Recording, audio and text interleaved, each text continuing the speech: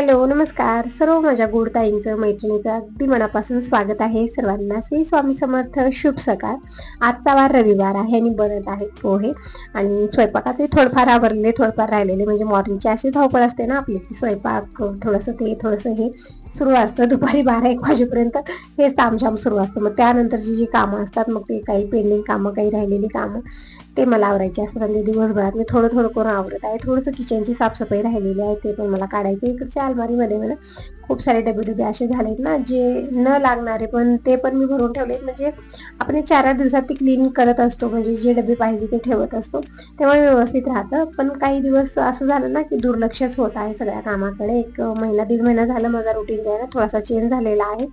त्यामुळे सगळं जे आहे ना जिथला तिथं आहे, तर सगळं मला काढून व्यवस्थित क्लीन करून परत लावायचं. ज्या वस्तू लागणार आहेत तेच जे एक्स्ट्राचे ते मला काढायचे आहेत. म्हणजे नकळत आपण भरतच असतो, कितीही नको असलेल्या वस्तू हातात जसं येत गेलं तसं ठेवत असतो.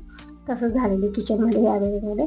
आणि खूप पसारा असा वाटत आहे. ते पण मला सगळं म्हणजे काढून व्यवस्थित ठेवायचं आहे. पण अगोदर इकडं पोटपूजेची तयारी करूया. तर यांचा रविवारचा उपवास आहे, त्यामुळे पोहे, सुशेला किंवा उपमा असा नाश्ता मी बनवत असते. दुसऱ्या कुठल्या उपवासाला खात नाहीत, पण रविवारच्या उपवासाला हे सगळं खातात हे. तर इकडं पोहे मी भिजवून घेतले, म्हणजे धुवून घेतले आणि भिजवलेल्या पोह्यामध्ये चवीपुरतं मीठ आणि थोडंसं शेंगदाण्याचं वाटण टाकलेलं आहे. म्हणजे आपण साबूत शेंगदाणे डाळवर टाकलं फोडणीमध्ये तरी पण पोहे छान बनतात. पण सगळ्यांना दाताचा प्रॉब्लेम, त्यामुळे मी शेंगदाणे एकत्रच भाजून वाटून ठेवलेले असतात. ते पोह्याला भाजीला मी टाकत असते. तर इकडं कढईमध्ये मी 2 चमचे तेल घेतलेलं आहे. मोहरी, जिरं टाकलेलं आहे. नंतर कांदा, हिरवी मिरची संग टाकली, परतून घेतल्यानंतर थोडीशी हळदी पावडर, टोमॅटो टाकलेला आहे, परतून घेतलेला आहे.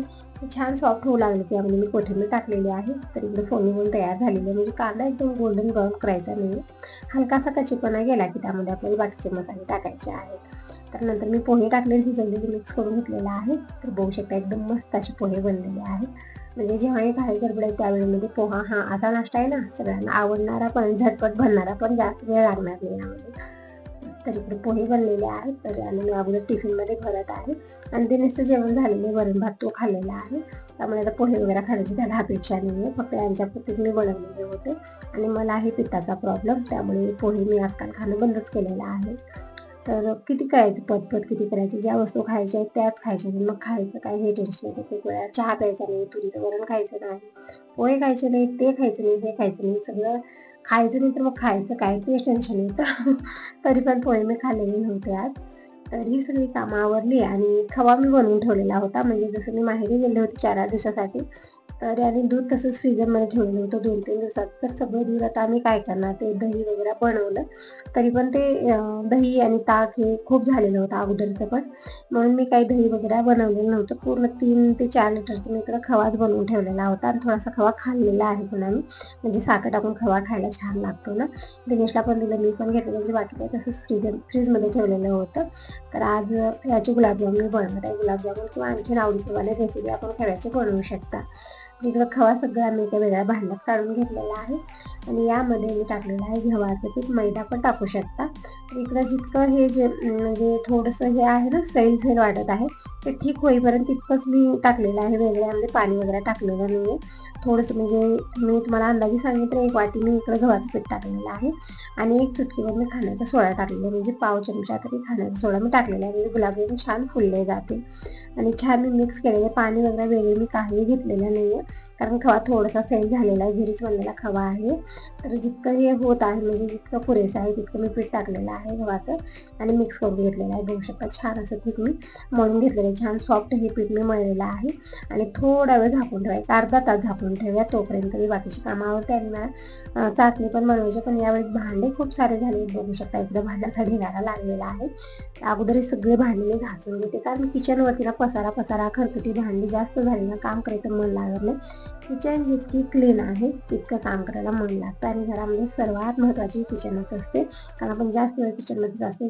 किचन जितकी क्लीन आहे इतकं छान वाटतं, असं वाटतं पूर्ण घर आपलं क्लीन आहे. तर अगोदर सगळे भांडे क्लीन करून घेते. भांडे ना खूप लवकर हरकायला लागलेले आहेत. सगळं भांडे मी धुवून घेतले एक वेळा मी, आणि आता घासत आहे. जे भांडे जास्त कडक झालेले आहेत त्या भांड्याने मी काय करते, एक वेळा घासून साईडला ठेवून देते. आणि जोपर्यंत आपण बाकीचे सगळे भांडे घासू तोपर्यंत ते व्यवस्थित भिजले जातात. मग आणखी एक वेळा घासायचं, म्हणजे जास्त वेळ लागणार नाही, किंवा भिजवण्याची गरज नाही, आपल्याला पाणी टाकून वगैरे ठेवण्याची काही गरज नाही. तर सगळे भांडे मी घासून घेतले, बघू शकता टोपलं टप्प भरलेलं आहे. म्हणजे भांडे खूप सारे होतात. इथंच रॅक आहे ना, मी काय करते हाताला येईल तसे भांडे घेत असते, तेच भांडं धुवून घेणार मी. त्यामुळे ना खूप सारे भांडे होत आहेत. तर असं भांडे तर झालेत क्लीन. आता किचन काउंटर स्वच्छ पुसून घेतलेलं आहे. आता छान वाटत आहे. म्हणजे किचन जितकी ठीक आहे तितकं ठीक वाटतं इथं थांबायला, काम करायला मन लागतं आपलं.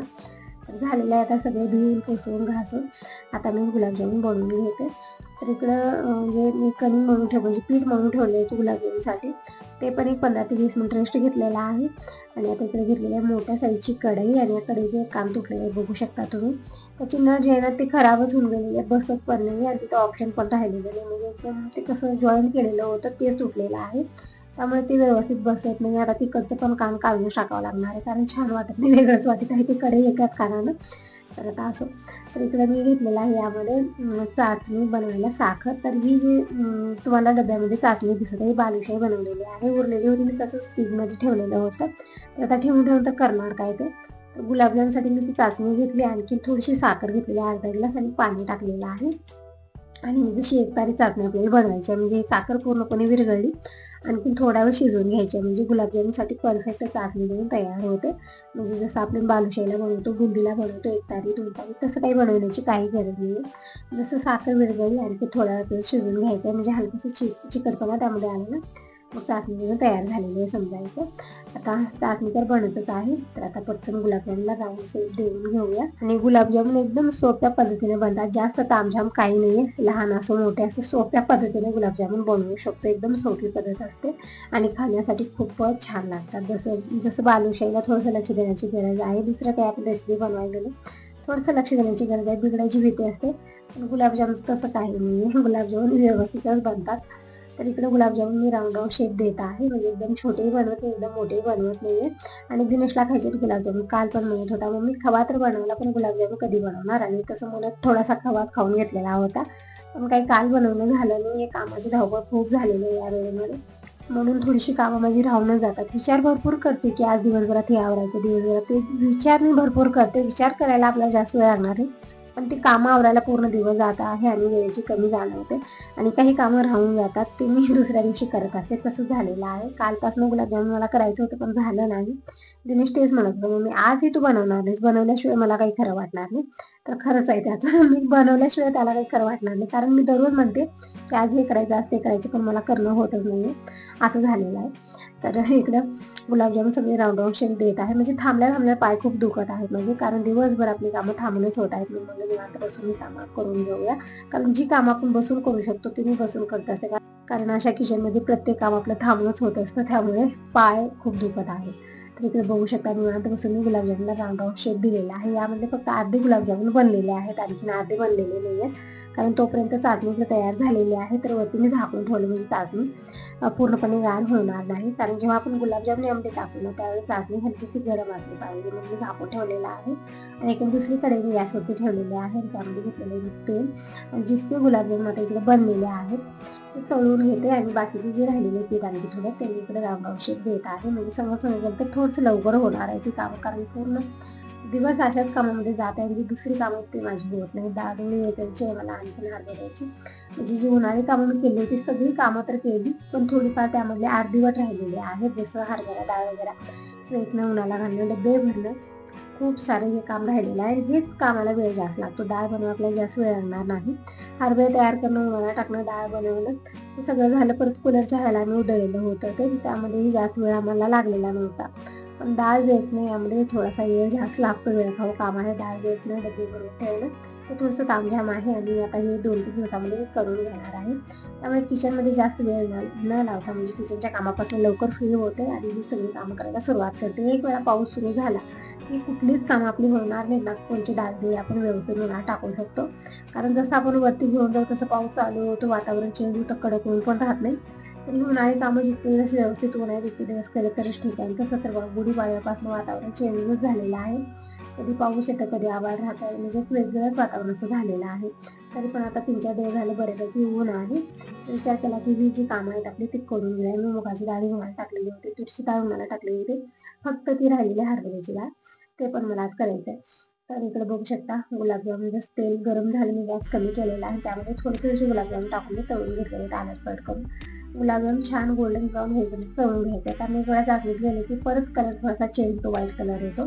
म्हणून अगोदरच आपल्याला गुलाबजामुन छान गोल्डन ब्राऊन करायचे तेलामध्ये, म्हणजे एकदम पांढरट रंग काढायचा नाहीये. आणि गुलाबजामुन कमी गॅसवरती आलट पलट करत शेकून घ्यायचे आहेत. कारण आपण गॅस फुल केलं तर गुलाबजामुन आतमधून कच्चे राहतात आणि वरून एकदम डार्क होतात, म्हणजे वेगवेगळे जामून होतात, ते खावंसे वाटणार नाही. त्यामुळे गुलाबजामुन तळतेवेळेस थोडंसं लक्ष देण्याची गरज आहे. गॅस कुठेही फुल करायचा नाही. ते तेल एक वेळा गरम झालं की आपल्याला गॅस कमी करायचा आणि कमी गॅसवरती आपल्याला गुलाबजामुन टाकायचे आहेत. आणि एक चमचा फिरवत म्हणजे आलट पलट करत आपल्याला चारी बाजून व्यवस्थित शेकून घ्यायचं आहे.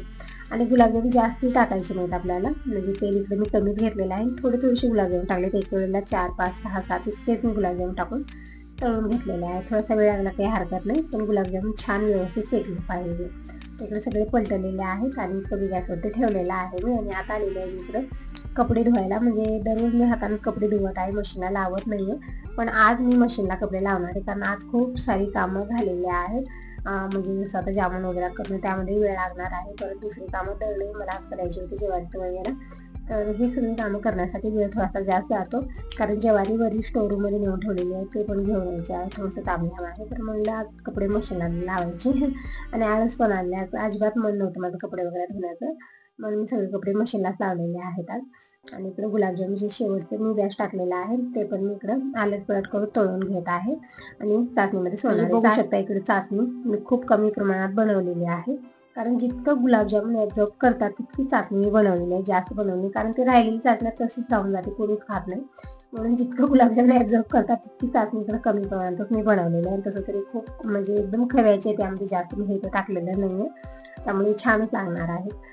तर इकडे दिनेश झोपलेला आहे, कारण दिनेशची तब्येत आज खूपच बिघडली आहे. दवाखान्यात जाऊन ये म्हणलं तर दवाखान्यात गेला आणि फक्त टॅबलेट घेऊन आलेला आहे मेडिकलमधनं, आणि 2 टॅबलेट खाऊन झोपलेला आहे तो आता. एकदम अंग गरम झाले, डोकं दुखत आहे म्हणत आहे. जेवण पण व्यवस्थित दिनेशने केलेलं नाही आहे, पण गुलाबजामुन मात्र खायचे आहेत त्याला. तर इकडे मी गुलाबजामुन जे चाचणीमध्ये टाकून थोडा वेळ ठेवलेलं होतं, आणि जेव्हा मी गुलाबजामुन टाकले त्यावेळी चाचणी थोडीशी कोमट होती, एकदम गार उडायची नाही. कोमट चाचणीमध्ये सगळ्यांनी जामून टाकायचे आहेत. इकडे ह्या गुलाबजामुनने छान चाचणी ॲब्झॉर्ब करून घेतलेली आहे. तर आता जितकी चाचणी ॲब्झॉर्ब करून घेतलेली गुलाबजामुन जे अगोदर टाकलेले आहेत ते मी इकडे पातेल्यात काढून घेतलेले आहेत. म्हणजे आपण कढईत ठेवलं तरी पण चालतं, पण चाचणी खूप कमी प्रमाणात आहे आणि दुसरे जे जामून आहेत ते बसत नव्हते यामध्ये. त्यामुळे मी जे अगोदरचे टाकलेले होते चाचणी छान ॲब्झॉर्ब करून घेतली, ते एका पातेल्यात काढून घेतलेलं आहे.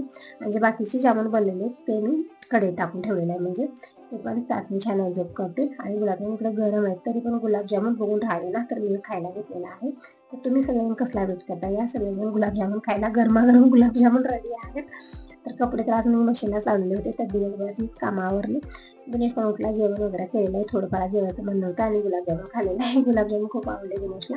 आता ही संध्याकाळची वेळ आहे, म्हणजे रात्रीची 9, 9:30 वाजलेले आहेत. आता जेवण खाणं झालेलं आहे, दिनेशचं पण बाबांचं जेवण सुरू आहे. आणि आम्ही बाहेर आलेलो आहोत, छान असं गार अशी हवा आहे, म्हणजे किचनमधलं एकदम गरमी व्हायला लागते. तर स्वयंपाक झाल्यानंतर मी थोडा वेळ बाहेर येऊन बसते. दिनेश पण आलेले टॅबलेट घेतात, आज तब्येत बिघडलेली आहे, तर टॅबलेटच खाते मॉर्निंगपासून.